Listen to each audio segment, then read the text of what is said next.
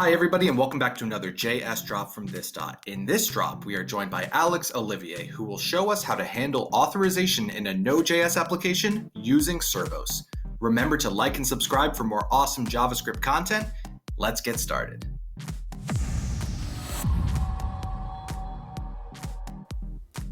Hi, Olivier here from Cerbos, and today we're going to talk a bit about application authorization and kind of what that actually looks like in your kind of standard Node Express application.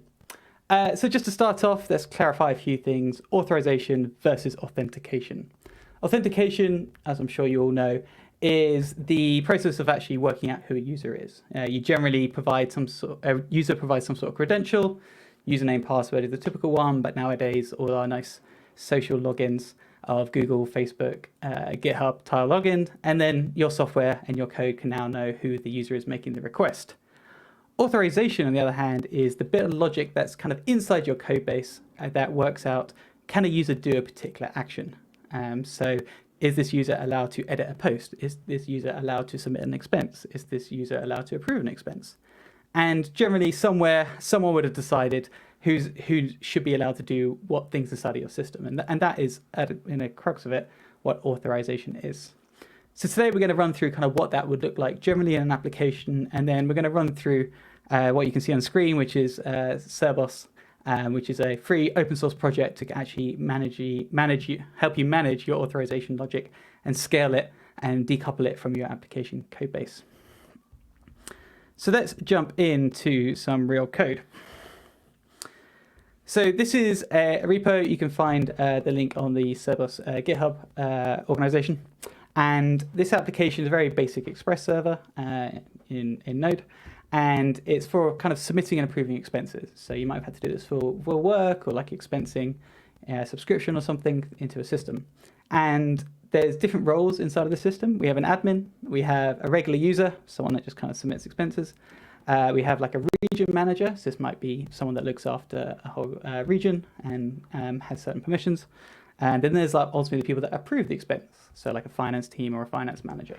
And what you see on screen is kind of what the requirements could be kind of laid out if you were to sort of sit down and think through sort of who can do what. And you can generally do this in a spreadsheet. Here it's just in a Markdown file. And we can see there's rules here. So an admin should be able to do everything. A user is allowed to view an expense if they created it. So you don't want them seeing all the other expenses. An approver should be able to approve only if they are in the finance team. So you have to be in the finance team to approve. And then depending on whether they're a regular finance user or a manager, they have different thresholds of when they're allowed to approve things or not. So up to, in this case, $1,000, a finance person can approve it. But anything higher, that has to be a manager. And that's kind of a typical example. So as developers, you kind of get these rules down and you want to actually go and implement it into your application. What does that actually look like? So we have a very simple Express server here. It's not doing anything fancy, and we're kind of faking some authentication here just to get a user profile. So we're assuming that a user is logged into the application at this point in time, and we know who they are and what roles they have or what departments they belong to. And then if we look at one of the handlers, and this is about viewing a particular expense, there was that rules we kind of spoke about here. So to view an expense, you have to be an admin. You have to create it if you're just a user. You're allowed to view it if you're the manager for the region the expense was created in, or you're in a finance team or you're a finance manager. So what would that normally look like if you were to go and implement this into your code base? Well, in your handler, you'd be going to take the request. You probably extract some ID from, say, the URL. So this is like on your API. And you'd then go and fetch from the database that particular expense from your SQL database or whatever it may be. If you haven't found it, then return an error, obviously, 404. But then you have to then work out, okay, can this person view this particular expense? So the first one was, if you're an admin, then we're going to go and check whether the roles that are associated with your user profile that came from the authentication flow contains admin. And if so, yay, return the response back to the browser, and then your app can render and do that. But then it got a bit more complicated if you're a user. So for a user, the rule says users can see their own expenses and who approved it if it has been approved. So now we need to work out if you're the owner of something. And this conditional permissions is something called ABAC, attribute-based access control. You're probably familiar with the concept of RBAC, roles-based access control. ABAC is the next level of that, where you're going beyond just looking at what role the user has, but you're actually looking at an attribute about the particular resource that user is trying to access. And in this case, we're going to compare firstly to work out some of the owner, is whether the ID of the user that's making the request is equal to the owner ID attribute of the particular resource they're trying to access. And if they're equal, thus they are the owner, and thus they should be able to do things. So in this case, if the status isn't approved, we'll actually go and remove the approved by field from the response. And this is because you're only allowed to see who approved it if it's been approved. If it's been rejected, for example, you may not want to show who rejected you, and then you can go and get in a heated discussion, let's say. Otherwise, we'll go and return the expense. We also had this other rule around if you're a manager of the region the expense was created in or filed in, then you should be able to see it as well. So now we have to do this other check, which says, okay, if your roles includes manager and the region of you as a manager is equal to the region of the particular expense that you are trying to access, then it should be allowed. And also there was the final rule around if your department is in finance, then you should be able to see it. Otherwise, none of those conditions matches, thus return an unauthorized error, and then basically show a message to the user saying, not allowed to access this.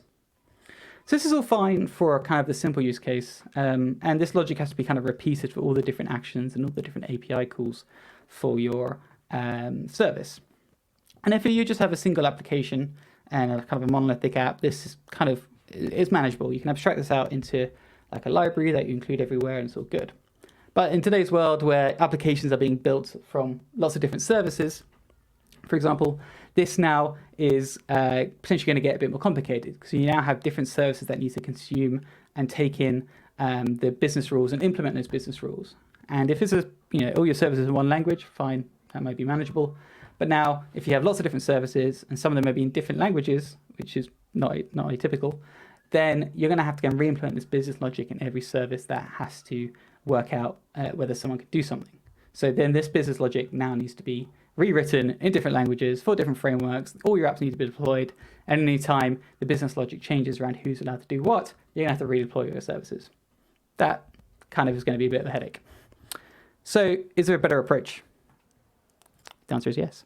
So Cerbos is an open source project that we have been working on to basically abstract and decouple this authorization logic into a standalone service that you can run and deploy alongside your application. This has come from a lot of pain felt by myself and other kind of contributors to the project in our previous careers, where we've had to go and build these systems for various SaaS platforms, both big and small, and it always takes numerous months with multiple engineers to get right. And we were always frustrated that there wasn't a off-the-shelf solution for it. Hence, we decided to work and release Cerbos. So how does Cerbos work? So you have your users on the far left. They make a request into your application. Could be from a browser, could be from React Native app, could be essentially from anywhere that can make a request into your application code base. And the application box here represents, it may be a single service, it might be a web of microservices. It kind of will depend on your architecture. And then inside your application, you know those two things. You know who the user is making the request, and from that you can fetch from your user service what profiles, what roles that user has, some profile information, what teams they belong to, and other sort of organizational or directory information. And you also know what resource they're trying to access. So from our example code, we knew they were trying to view a particular expense, and we go and fetch that from the database. And in our kind of app we just ran through, there was then that big if-else case switch style logic, which will have to be replicated and modified and changed over time and scaled out across your different services. The way Cerbos works is decoupling that if-else case switch style logic and moving it out to an external service. So in your application, no more do you do all that logical check. You just package up those three bits of information: the user, or we call it the principal, because it may be a user, it might be like a service account. This ID and any attributes about that particular user, for example, what roles they have or what teams they belong to, what organizations they sit in. You package up the resource, so what kind of resource is it, and the attributes about it. So for us, we're dealing with expenses, and you have an amount, you have what region it's in, you have a few other attributes. This is all from your data model. and the action. So what is this user trying to do? Are they trying to view? Are they trying to edit? Are they trying to delete? Are they trying to approve? And you package all that up, and we have SDKs for Node for this, and then you send that request off to a Cerbos instance. So this Cerbos instance, this box that says Cerbos on this diagram, is a service that you're running alongside your application. If you're using Docker, you can put it in a Docker Compose. If you're in something more like Kubernetes, you can run it in Kubernetes. But equally, you could just run it directly as a binary on, say, a virtual machine, or you can even run it in like an AWS Lambda. You can run it essentially anywhere. It's fully stateless.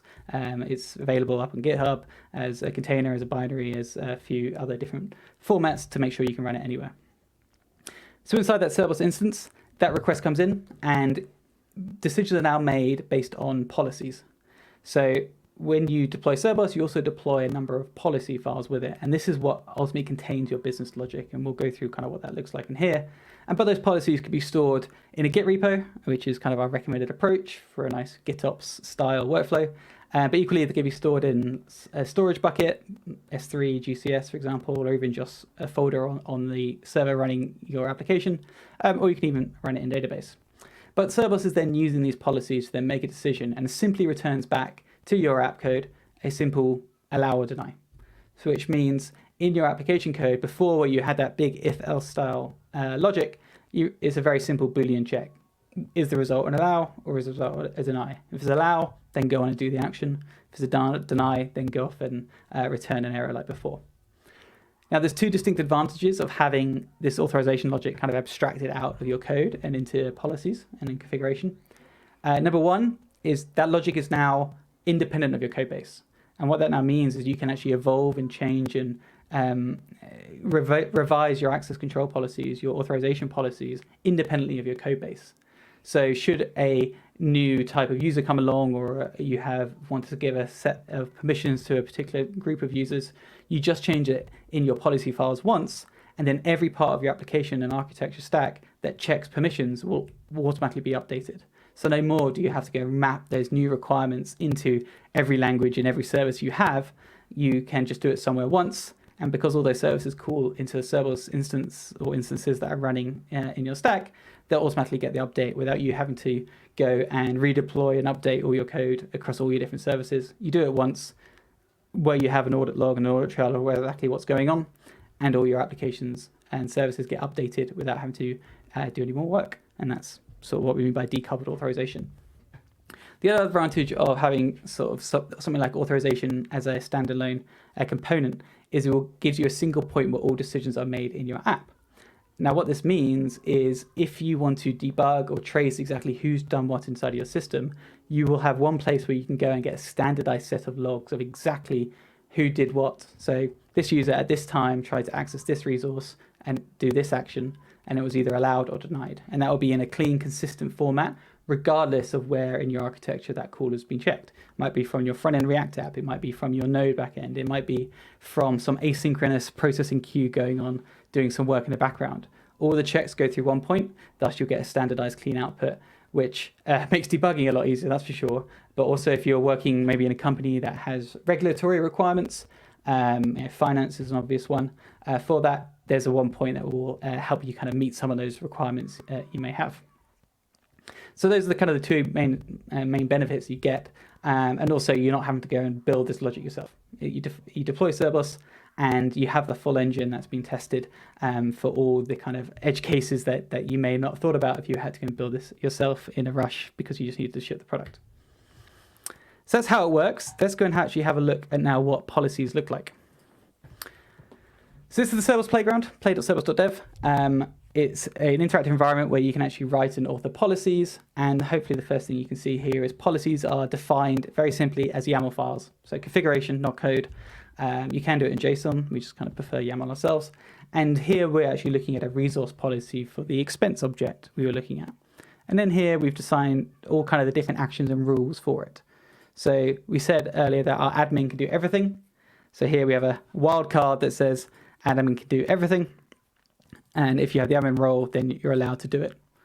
But if we go to some of the more granular ones, to view it, you must be the owner of a resource, or you must be in the finance team, or you must be a manager, as we kind of defined earlier. And every action is in here, and these are kind of defined based on exactly what your application is doing. You're not restricted to create, read, update, delete. Anything can go in kind of in these policy files. Now, if we look at one that has some conditions, so here we have the approve action. And if you remember our approve action, you have to be in the finance team. And there are some conditions based on the amount, whether a finance user can actually approve or not. So what we have in the side panel here is a few different users, so emulating what our users would look like, and a particular resource that they're trying to access. And then further down the bottom, we show you kind of a feedback of what the actions would be. And this is all in real time. So our business rules said if a user is in a finance team, but they're not a finance manager, then they can approve up to $10,000. And we can see here, this is Joe. He's in the finance team based on this department field. And then looking at the expense here, which is currently of $12,000. So if we go and look at the action, it's currently denied. And that's because these conditions are not met. So these conditions are defined in a very easy to read, hopefully, Boolean logic. It's using a library called Cell, Common Expression Language from Google. So it's a very standard library out there. And you can start looking at the attributes about the resource and the user making the request or the principal making the request to make these decisions. So the business rule says you're allowed to approve, so effect allow, approve, if you're in finance, which Joe is, and the amount is less than 10,000 and they're not the owner. So currently the action is denied. This is a real-time environment, so you can actually go and update your policies and you can get real-time feedback of exactly what that new policy change would be. And now you have a set of policies that meet your requirements and you want to go and kind of get going and implement these. So we do provide in here a demo instance, so you don't have to worry about deploying Cerbos yourself. And we actually do even code generation that walks you through exactly what you need to install, connect it up to our demo environment, and then give you an example call of what the request would look like that you would need to construct in your app, and then how to go and call it and then make those authorization decisions. As it says in red, this is not designed for production because you will be going out over the internet. Performance is key for authorization because it's going to be running on every call, but it gives you a very quick way to get going without having to worry about running anything on your local machine. So all that in place, let's go and actually go back to our application and look what it looks like with Cerbos implemented. So if we go back to that particular handler, so this is a version that's now switched out to use Cerbos. We have installed the Cerbos SDK. We've connected to the Cerbos instance. So in this case, we're using the demo PDP environment that's connected to the Playground Live. And then inside our handler, we've replaced all that if-else style logic with a simple check. So we're looking at the approve here. Before, there was all the logic to check the amount. In fact, if we go back to that example, the approve command is here. So we have the check, work out if you're an admin, work out if you're a user, work out if you're in finance, are you the owner, check the dollar amount, etc., etc. And this logic kind of goes on for 15, 20 lines or so. In the Cerbos approach, we simply package up that information. So about the user, we pass in the whole user object, which includes their roles and teams, and the whole resource object, so the actual expense that person is currently looking at, to the check resource method. That request goes off to the Cerbos instance that we've already connected to, and then the only if statement that is in here is we do a check whether the response comes back saying whether the approve action is allowed or not. If it is, great, we go on and sort of do the approval and then return something to the user. If not, we return an error.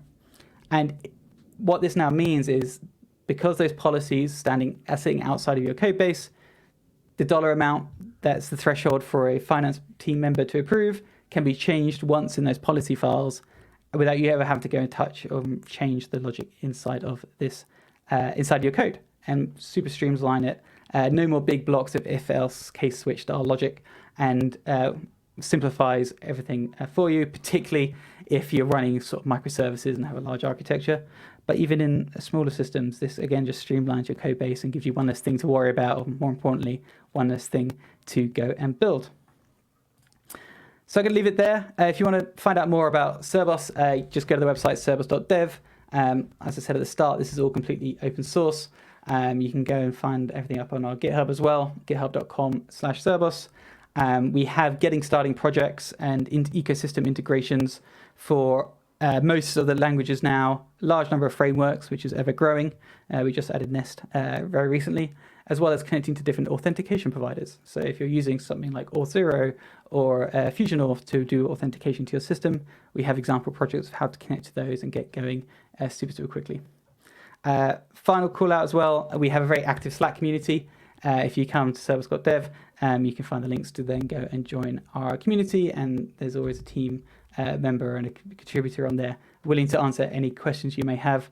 And if you do get stuck at any point, you can book a free workshop with myself or someone else in the team, and we'll actually help you live write your policies and get going as soon as possible, because we want to make sure none of you ever have to reinvent the wheel and get going as fast as you can with really fine-grained access controls inside of your system. So with that, thank you very much, and I look forward to talking to you more.